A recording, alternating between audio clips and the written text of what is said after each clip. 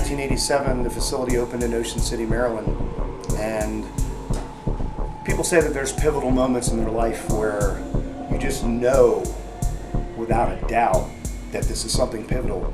And I've never had more clarity in my life than the day my friend invited me, said they've got a new facility, it's an indoor laser tag, let's go play. And so we were out on the boardwalk of Ocean City, Maryland, because the line was so long. We were actually standing out on the boardwalk waiting to go up the stairs into the facility. And didn't know what I was getting into, had no idea. But the second I reached the top of the steps, I hadn't even played yet. And I said it out loud, I will be doing this the rest of my life.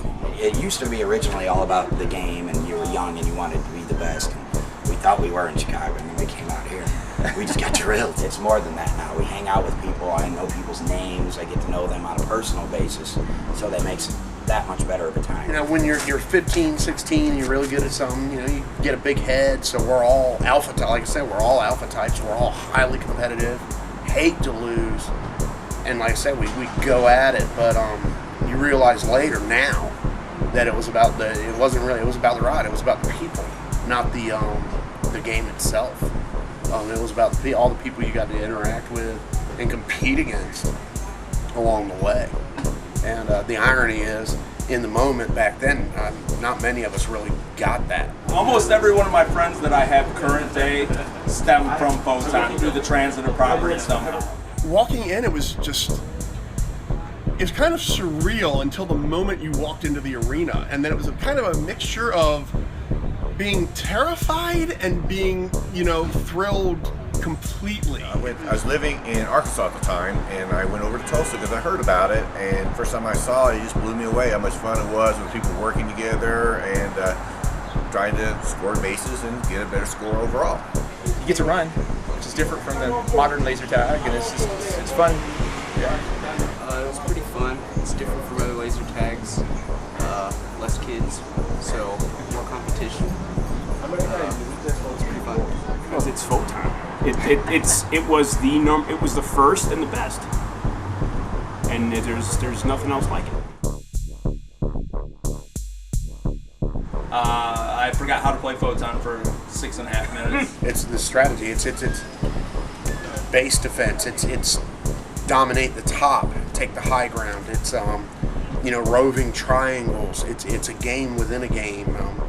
It's like a moving chessboard where all the pieces have to work together right. And if you have a bunch of people on one side that are all working together, and you have a bunch of people that are just walking around on the other side, no matter how good they are, the ones that aren't working together are going to get annihilated. The ramps, 2 floors, the mazes are all different.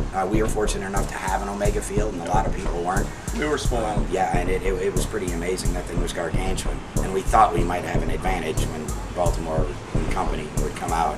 It didn't happen. I have never played Omega. I've only played Alpha fields. My own field was Alpha variant. It wasn't quite true to the original blueprints because of OSHA changes since the 80s. But it was very close. Remember, it was very strategic. We had teams, and it was very almost like sports. It was like sort of like an organized sport. Yeah, that's the main memory. Yeah. It is never about me and the opponents. It's always inside. Every game I go out and play, yes, I'm tagging people and I'm trying to score points and I'm trying to win the game, but they're not my enemy. Our strategy was to time the shots and the use of the shots, because you have to clear after you get 3 to get the other team down, not just get them down, but keep them down. Like when they're getting ready to come up, put them right back down. Because if they're down, they can't score points, and you're scoring points, so inevitably, who's going to win? That was the key to their success at Virginia Beach is the timing, and that again is strategy, a game within a game. But the arenas, it's amazing. It almost makes you feel sometimes like you're on a different planet, and to feel like you're 17 again, it's irreplaceable. It was such an immersive experience as a kid that no laser tag, and I've played at a lot of them, I've worked at a lot of them, has ever been able to provide the same experience. But 35 years later too, there's something absolutely blissful about being able to be kind of a kid again. Walking in, smelling the fog and seeing the old equipment and, the nasty smell of the old equipment and things like that just kind of makes me feel like I'm like 8 or 10 again. It's really amazing. Once Photon closed in Harvey, Chicago, I graduated to paintball, and paintball's made it bigger and better than Photon ever did, but I'd still play Photon over paintball any day of the week. It's just a fantastic game.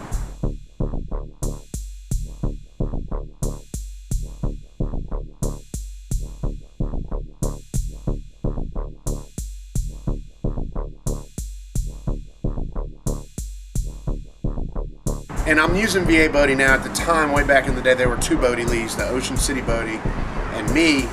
And I told you the story about how I got my name. It was from Real Genius, the shock, up the shock treatments thing. That nickname caught on, and after I read the books, I just added the LI on the end because I love the books. We want to take the little pictures on the cover, cut them out and use them for passports. And I think Randall did it too. Randall's the one who's kept up the name.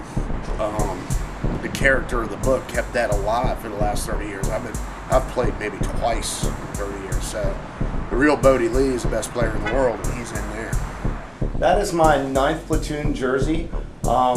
When we originally opened the facility in Laurel, here in Laurel, Maryland, we held a tournament, and that particular jersey was from a team that I coached, and talks a little bit.